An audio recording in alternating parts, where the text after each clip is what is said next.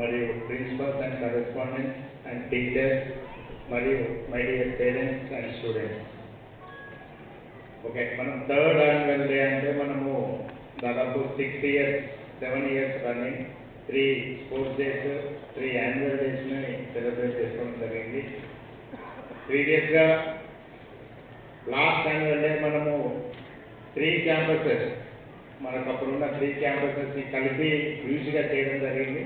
కానీ ఈ ఇయర్ ఏం చేసామంటే శివనగర్ క్యాంపస్ని సపరేట్గా చేయాలి, ఏ క్యాంపస్కి ఆ క్యాంపస్ యాన్యువల్ డే చేయాలనే ఒక ఉద్దేశంతో ఈరోజు మనం సపరేట్గా మీ క్యాంపస్కి మార్నింగ్ సెషన్స్ యాన్యువల్ డే చేయడం, తర్వాత ఈవినింగ్ వచ్చేసి మళ్ళీ కాపువాడ యాన్యువల్ డేని, తర్వాత కొత్తవాడలో ఉన్న క్యాంపస్ ఫిబ్రవరిలో ప్లాన్ చేస్తున్నాం.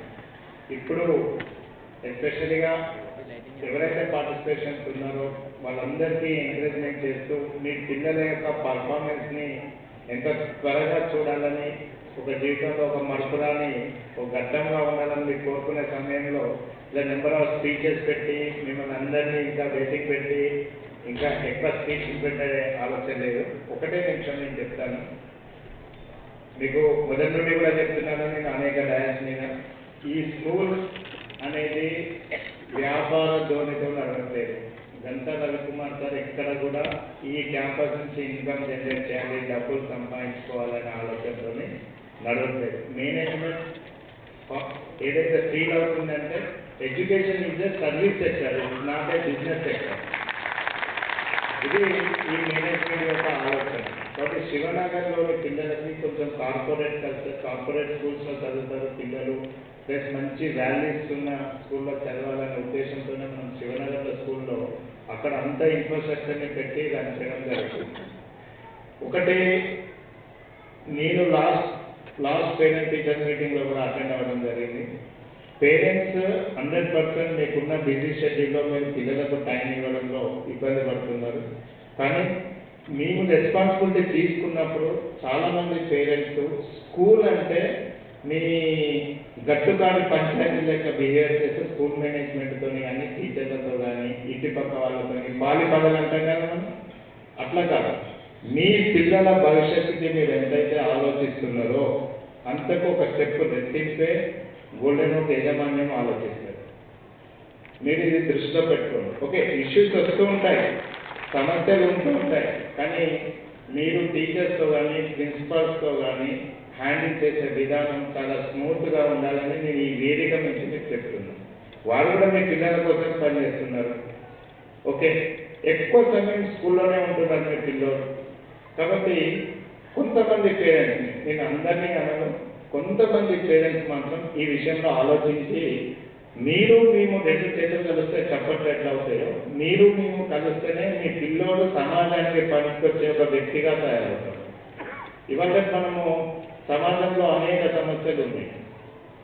ఒకటే మీకు చెప్తున్నాను, మన కులము, మతము, వర్గము, ప్రాంతము, తెగలు ఇవన్నీ సంబంధం లేకుండా మన పిల్లోడిని దేశానికి పనికొచ్చే ఒక జాతీయ భావ సిద్ధాంతం అనుగుణంగా వాడికి నేషనల్ ఫస్ట్, దేశం మొదట అనే ఆలోచన ఇంజెక్ట్ చేస్తూ మీ పిల్లోడిని మీరు పెంచిన, స్కూల్లో చదువు చెప్పినా వాడి జీవితంలో స్థిరపడే స్థాయికి వెళ్తారు.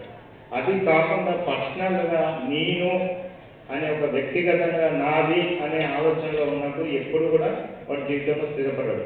డబ్బులు సంపాదిస్తాడు కావచ్చు, కానీ మనశ్శాంతి అనేది ఉండదు.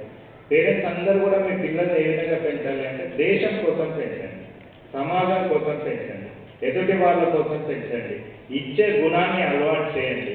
అప్పుడు మీ పిల్లోడు మీ జీవితంలో స్థిరపడతాడని తెలియజేస్తూ, మీ పిల్లోడి భవిష్యత్తు కోసం గోల్డెన్ ఒక యాజమాన్యం ఎప్పుడు పనిచేస్తుందని, అదేవిధంగా ప్రిన్సిపల్ గారు చెప్పారు ఏదైతే స్కూల్ రిపోర్ట్ ఉందో ఆ స్కూల్ రిపోర్ట్ ఇన్ డీటెయిల్గా మీకు ఏది కావాలంటే అది చేయడానికి రెడీ.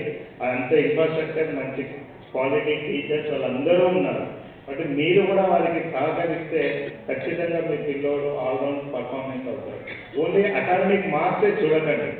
ఇప్పుడు మీకు చాలా వరకు తెలియదు, బయట స్కూళ్ళల్లో 100కి 90 మార్క్స్ వస్తున్నాయి, 80 మార్క్స్ వస్తున్నాయి, 70 మార్క్స్ వస్తున్నాయి అని ఆలోచిస్తారు. కానీ అక్కడ మేనేజ్మెంట్ కమర్షియల్ థింగ్లో పిల్లలకు మార్క్స్ ఫ్రీగా పెడతారు. మనం ఎవాల్యుయేషన్ అనేది ఖచ్చితంగా పిల్లోడు ఎంతవరకు సబ్జెక్ట్ ఉంటే అంతవరకే వస్తుంది. ఆ మార్కులను చూసి మీరు భయపడాలి. చదువే అన్నిటికీ కాదు. చదువు సంస్కారం నేర్పుతుంది అంతే. జీవితంలో స్థిరపడాలంటే లౌక్యం కావాలి. ఎదుటి వాళ్ళతో ఉండడం, సమాజంలో ఉండడం, నలుగురితో ఉండడం, ఇవన్నీ కూడా అవసరమే. గోల్డెన్ అవుట్ అనేది యాక్టివిటీ బేస్డ్ పిల్లోకి అవన్నీ కూడా నేర్పించే క్రమంలో ఉండదు. ఏముంది, ఎగ్జామ్ పేపర్ ఒక 2 రోజుల ముందు బట్టి కొట్టించి 100కు 100 మార్కులు వచ్చే పేపర్ 90 మార్క్స్ తీసుకొస్తే పేరెంట్స్ తప్ప గోల్డెన్ అవుట్లో మావాడు బాగా చదువుతాననే ఆలోచన, ఆ టైప్ ఆఫ్ థింకింగ్ మర్చిపోండి. మీకు ఇక్కడ ఎవాల్యుయేషన్లో 50% కన్నా తక్కువ వస్తే బాధపడండి. 50 to 60% మీ పిల్లోడికి చదువులో మార్కులు వస్తే సరిపోతుంది. ఏమో ర్యాంకులు కావాలి, ర్యాంకు 1, 2, 3 నా పిల్లోడికి, అలాంటి చదువు మనకు అవసరం లేదు, సమాజానికి అవసరం లేదు. కాబట్టి పేరెంట్స్ ఇది ఆలోచన చేయండి. ఆల్రౌండ్ డెవలప్మెంట్, ఎథిక్స్, ప్రిన్సిపల్స్, ఒక విలువలతో కూడుకున్న వాడి జీవన విధానం, ఒక లౌక్యం, నలుగురితో ఎట్లా ఉండాలనేది మనం స్కూల్లో నేర్పించగలిగితే వాడి జీవితంలో స్థిరపడుతుంది. మార్క్స్ అన్నింటికీ కూడా సెటిల్ కావు. కాబట్టి ఇదంతా దృష్టిలో పెట్టుకొని మీ పిల్లోడి డెవలప్మెంట్ కోసం మీకన్నా ఒక స్టెప్ ఇక్కడ యాజమాన్యం, ప్రిన్సిపల్స్, టీచర్స్ అందరూ కూడా పనిచేస్తారు. కాబట్టి వాళ్ళందరికీ సహకరించాలని ఈ ఈవెంట్ని మీరు అందరూ ఎంజాయ్ చేసి, అదేవిధంగా ఇంకొక విషయం చెప్తున్నాను, ఇప్పుడు ఉన్న వాళ్ళందరికీ కూడా మళ్ళీ ఈవినింగ్ ఈవెంట్ ఉంది. మళ్ళీ నేను ఇన్వైట్ చేస్తున్న పర్సనల్గా ఈవినింగ్ ఈవెంట్ కూడా మీరు అందరూ రావాలని, హాల్ ఫుల్గా ఉండాలని కోరుకుంటూ ఈ అవకాశం ఇచ్చిన శ్రీనగర్ బ్రాంచ్ వారికి ప్రత్యేకమైన